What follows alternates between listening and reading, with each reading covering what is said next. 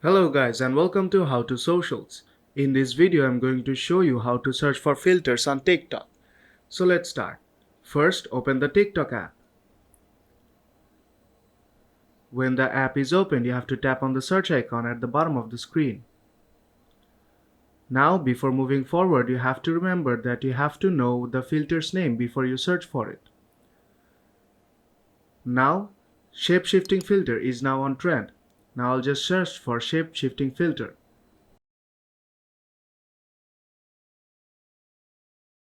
And here you will see some videos relating to the shape-shifting filter. Now tap on any of it.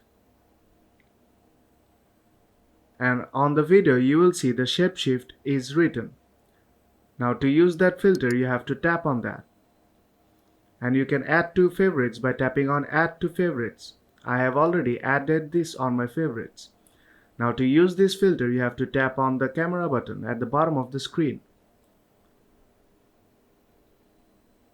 Now you can use this filter. And that is how you can get filters on TikTok. So if this video helped you out then don't forget to leave a like. And I'll see you in the next tutorial.